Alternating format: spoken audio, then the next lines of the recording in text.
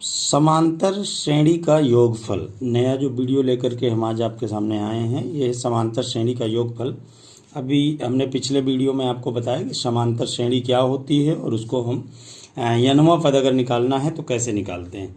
यहाँ पर योगफल में हमने दो सूत्र लिखे हैं, आपके सामने हैं सूत्र, देखिए। पहला, समांतर श्रेणी का योगफल Sn equal to n/2 a plus L. अब यहाँ पर n क्या है? पदों की संख्या कि कितने पद हैं उसमें, और a प्रथम पद, यल अंतिम पद है। समांतर श्रेणी का अंतिम पद यल। तो अगर प्रथम पद, अंतिम पद और पदों की संख्या दिए है तो आप सवाल लगा सकते हैं इस सूत्र से। दूसरा, l अंतिम पद या इसी को n वां पद भी कह सकते हैं। तो यल का मान आप जानते हैं, ये होता है a plus n-1 into D. n वां पद या अंतिम पद अगर हम निकाल रहे हैं, अगर हम इसको यहाँ पर रख दें यल की जगह पे, तो हमारा जो नया सूत्र है Sn बराबर n/2, ये a और ये जुड़ करके 2a plus n-1 into D, नया सूत्र ये भी बन गया। तो अगर श्रेणी दी है और पूछ रहा है कि श्रेणी का योगफल क्या होगा, तो हम दूसरे सूत्र से लगाएंगे। अब देखते हैं इसके कुछ सवाल। जो पहला क्वेश्चन दिए है, 12, 15, 18 को 20 पदों तक योग कीजिए या योगफल निकालिए। तो हमारे पास जो श्रेणी दी है, अब इसको हमें हल करना है, तो हम ये फार्मूला लगाएंगे। चूंकि इसमें अंतिम पद नहीं कहीं दिए है, या तो पहले हम 20वां पद निकालें श्रेणी का, फिर उसके बाद पहला वाला सूत्र लगाएं। तो हम डायरेक्ट सूत्र लगाते हैं, Sn बराबर n/2 2a plus n-1 into T. और देखते हैं S20, 20वां पद हमको निकालना है, तो n की जगह पे 20 हो जाएगा। यहाँ n/2 20वां पद, तो 20/2, चूंकि 20 पदों की संख्या है इसमें। इसके बाद 2a, तो 2 गुणे a का मान 12 है इस श्रेणी में, चूंकि 12 से शुरुआत होती है, प्लस इसके बाद है n-1, और n का मान है 20 माइनस 1 इंटू डी। 12, 15, 18 आप देख रहे होंगे श्रेणी में 3 का अंतर है, इसलिए n का, इसका मान d का 3 हो गया। अब इसको हम हल करेंगे तो यहाँ पे 10 आ जाएगा, यहाँ पे अंदर 24 आएगा, प्लस ये 19 आएगा, और 3 का गुणा होगा तो ये 57 आ जाएगा।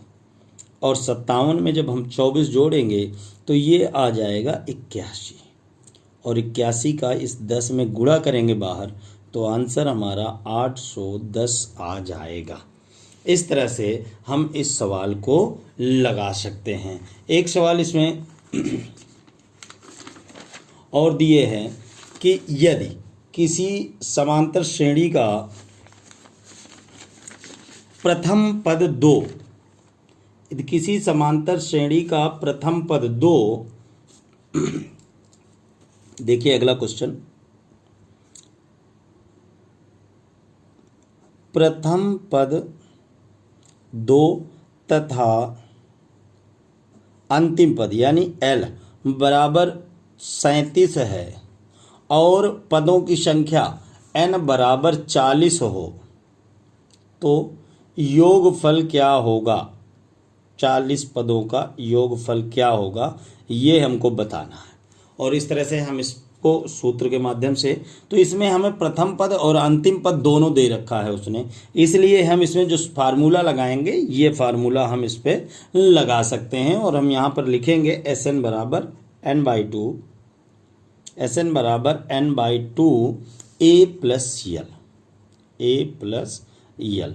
और इस तरह से जब हम इसको हल करते हैं तो यस 40 इक्वल टू 40/2, और कोष्टक के अंदर आपका हो जाएगा 2 प्लस 37, और ये हम 40 को जब हल करेंगे तो ये आ जाएगा 20, और अंदर आ जाएगा गुणे 37 2 39, और इसका गुणा करेंगे तो ये हो जाएगा 0, 8 और 780। ये 780 हमारा आंसर आ जाएगा। 2 मिनट, इस तरह से 780 हमारा आंसर आ गया। इसके बाद अगला सवाल देखते हैं कि यदि किसी श्रेणी का, ये सवाल कह रहा है, किसी श्रेणी को का n वां पद 2n प्लस 3 हो, 3 हो तो n पदों तक योग ज्ञात करो। सवाल कह रहा है अगर किसी श्रेणी का nवां पद 2n+3 हो तो उसका n पदों तक योग ज्ञात करिए। ठीक है, सबसे पहले हमको nवां पद दिए हैं, हम इस श्रेणी का कोई भी पद निकाल सकते हैं nवां पद ज्ञात होने की वजह से। अगर हमें इसका प्रथम पद निकालना है, प्रथम पद, तो जहाँ पे 2n+3 है ये संख्या, यहाँ n की जगह पे हम 1 लिख दें, 2 × 1+3, और ये हो जाएगा 5 आ जाएगा श्रेणी का पहला पद हमारा। इसी तरह से अगर हम इसका दूसरा पद निकालना चाहें तो ये हो जाएगा 2 × 2, n की जगह पर हम 2 रख देंगे, +3। इस तरह से अगर ऐसा कोई सवाल भी आपसे पूछता है कि nवां पद 2n+3 है और इसका 100वां पद बताइए, तो आप यहाँ सीधे 100 रख करके 2 में गुणा करिए, 100 दूना 200 और +3 203 आ जाएगा इसका 100वां पद। कोई भी पद आप निकाल सकते हैं। तो अगला पद इसका 7 आ गया। इस तरह से अगर और आगे हम निकालना चाहें तो निकाल सकते हैं, लेकिन चूंकि हमें nवां पद ज्ञात करना है और nवां पद n पदों तक योगफल ज्ञात करना है और nवां पद दिए है, तो इसका मतलब ये अंतिम पद है इसका, और अंतिम पद ज्ञात है हमको, प्रथम पद ज्ञात है, पदों की संख्या ज्ञात है, n पदों तक ही जोड़ना है। तो हम इसको Sn = n/2 a+l के सूत्र से हल कर सकते हैं, या श्रेणी बना ले 5 7 9 डॉट डॉट करके ऐसे श्रेणी बनेगी, तो दूसरे सूत्र से भी हल कर सकते हैं जो 2a + n - 1 × d वाला है। आप समझ रहे होंगे, उम्मीद है मुझे। लेकिन हम इसको इसी सूत्र पे रख देते हैं, तो Sn बराबर ये आ जाएगा n/2 कोष्टक के अंदर a का मान 5 + 2n+3, चूंकि 2n+3 nवां पद है, अंतिम पद, और ये हमारा प्रथम पद है, a का मान दिए। इस तरह से जब हम इसको हल करेंगे तो ये n/2 और 5 में ये 3 जुड़ेगा तो अंदर आ जाएगा 2n+4 5 6 7 8, 5 में 3 जुड़ेगा 8 आ जाएगा। अब इससे आप 2 चाहें तो कॉमन निकाल लीजिए, तो यहाँ पे बच जाएगा आपका n × 2 बाहर आ गया और बटे 2 है, यहाँ पे बचेगा n+4, ये 2 कट जाएगा, तो एक आंसर आपका n+4 आ गया, और एक आंसर आपका n² + 4n भी हो सकता है। अगर आपके विकल्प में n² + 4 पूछे हैं तो आप उसको भी इसका अंदर गुणा करके निकाल सकते हैं, विकल्प के ऊपर निर्भर करेगा। अगला सवाल देखिए, कह रहा है कि श्रेणी 39 33 27 के कितने पदों का योगफल 144 के बराबर है। हम लिखे दे रहे हैं क्वेश्चन को। श्रेणी 39 33 27 के कितने पदों का योग 144 के बराबर है। ये -144 न समझ लीजिएगा, 144 के बराबर है।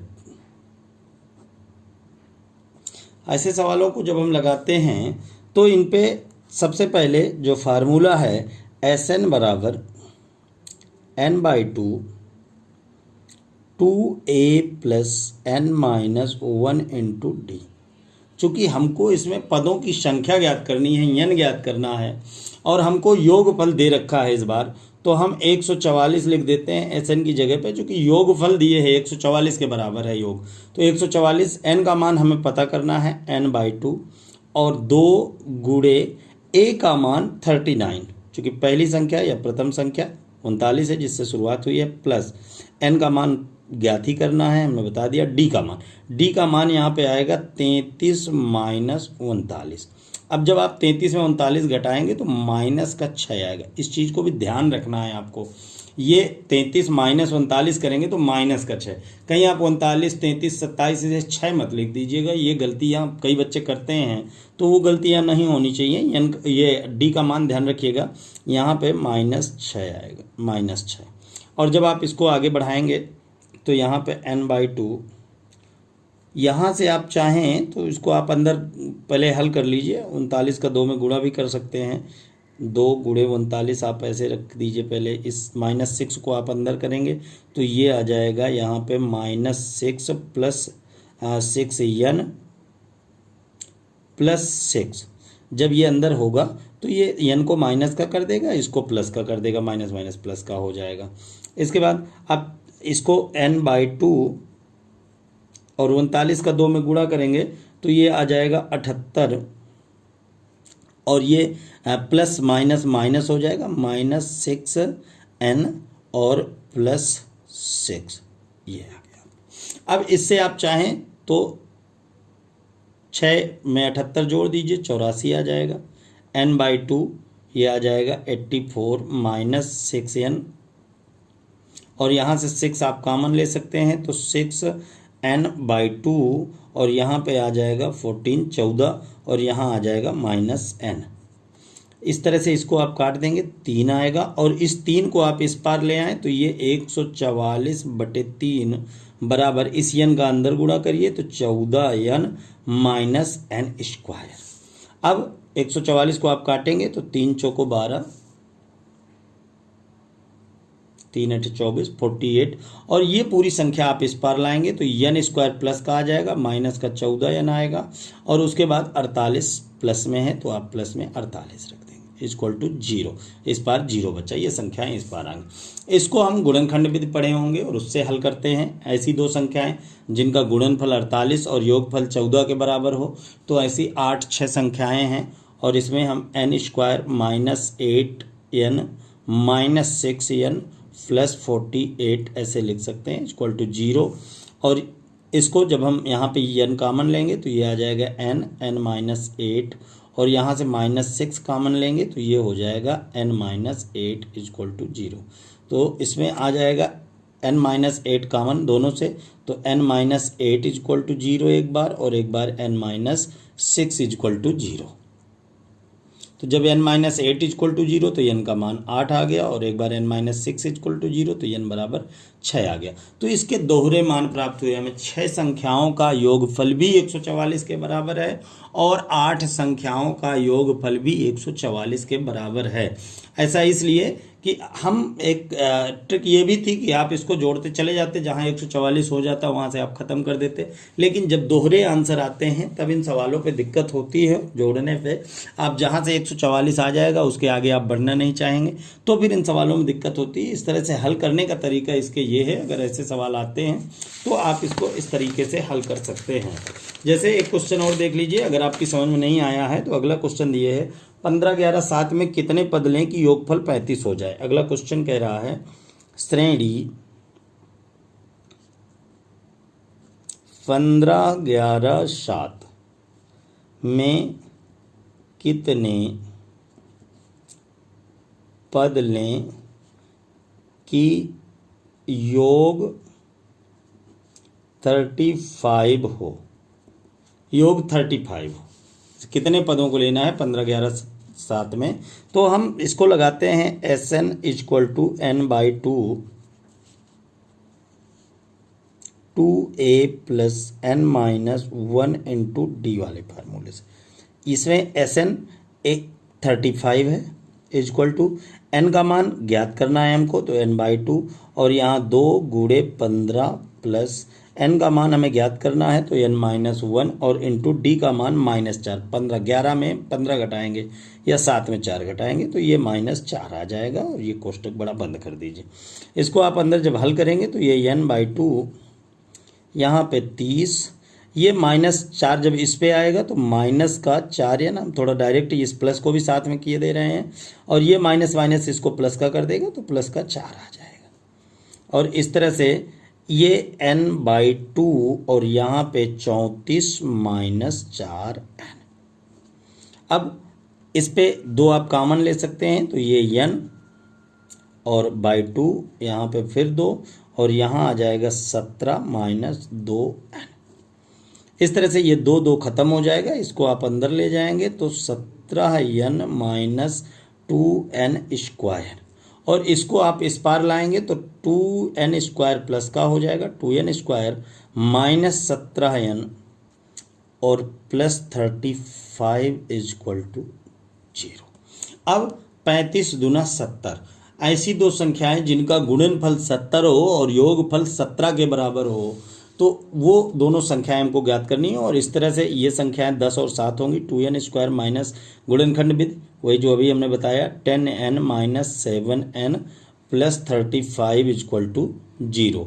और ये आपका यहाँ से हम 2n कॉमन लेंगे तो ये n माइनस 5 आ जाएगा, और यहाँ से माइनस का 7 कॉमन लेंगे तो ये आ जाएगा n माइनस 5 इक्वल टू 0। एक कोष्टक में n माइनस 5 और एक कोष्टक में आ जाएगा 2n माइनस 7 इक्वल टू 0। जब n माइनस 5 इक्वल टू 0 तो n का मान आ जाएगा 5, और इससे 2n माइनस 7 से आ जाएगा n बराबर 7/2। कभी भी संख्याओं का मान बटे में नहीं हो सकता है, इसलिए हमारा आंसर 5 संख्याओं का योग 35 के बराबर होगा। अब इस सवाल को हमने इतना बड़ा लगा, अगर आप इसको रखते हैं, इसमें चूंकि सिंगल आंसर है तो आप विकल्पों को देख करके कर भी सकते थे। 15 और 11 ये हो गया 26, 26 के बाद 7 और जोड़ेंगे तो यह आ जाएगा 33, और 7 में जब आप घटाएंगे 15 11 26, 26 7 33, 7 में आप 4 घटाएंगे तो 4 घटने पर ये आ जाएगा 3, तो 3 और जोड़ेंगे आ जाएगा 36, और 36 में फिर -4 करेंगे उसमें 3 में तो ये -1 आएगा, जब -1 घट जाएगा तो ये 35 आ जाएगा। ये संख्याएं आप लिख सकते हैं इस तरह से, हम यहाँ दिखा भी रहे हैं आपको कैसे आप कर लेंगे योगफल इनका। ये 15 प्लस 11 प्लस 7 प्लस इसमें 7 में 4 जाएंगे 3 बचेगा, और इनका योग ज़्यादा हो गया 35 से। 15 11 26 7 33 3 36। तो यहाँ पे घबरा नहीं जाना है कि ये तो ज़्यादा हो गया, 35 आ ही नहीं रहा। आप एक स्टेप और आगे बढ़ेंगे तो 3 में जब 4 फिर घटाएंगे तो -1 आएगा, अगला जो श्रेणी का पद है वो -1 आएगा, और इस तरह से अगर इनका योग करें आप तो ये 35 आएगा। तो इस तरह से ये छोटा सवाल था, आप इसको विकल्प से भी या देख करके भी हल कर सकते थे कि योग करके भी इसको निकाल सकते हैं। तो इस तरह से भी इन सवालों को आप हल कर सकते हैं। अगला जो नेक्स्ट क्वेश्चन है वो है, दो दी गई संख्याओं का समांतर माध्य। अब ये तीसरा चैप्टर शुरू होगा समांतर श्रेणी का, जिसको हम अगले वीडियो में बताने जा रहे हैं, उसको आप ध्यान से देखिएगा। जो सवाल इसमें हमने बताए हैं उन सवालों को आपको बहुत अच्छे से और उसी तरह के सवाल ही आप एक्सरसाइज से कर लें, क्योंकि ये जो हमने देखा अभी तक एग्जाम में पूछे गए क्वेश्चन हैं वो इन्हीं से ही रिलेटेड या इसी टाइप के सवाल आते हैं। सवाल की संख्या बदल सकती है लेकिन सवाल यही आएंगे। तो आप इसको देखिए वीडियो को, और उसके बाद इसको प्रयास कीजिए कि एक्सरसाइज आप घर पे भी लगाएं, क्योंकि आप देख लेंगे समझ लेंगे, लेकिन जब तक आप अपनी तरफ से नहीं करेंगे तब तक क्वेश्चन आने का कोई सवाल ही नहीं बनता है। मैथ बेटा रटने से नहीं आती है, मैथ को हल करना पड़ता है, उसको सीखना पड़ता है, सवालों को लगाना पड़ता है, इसलिए मेहनत करिए। Best of luck. अगले वीडियो में देखिए समांतर श्रेणी का तीसरा चैप्टर।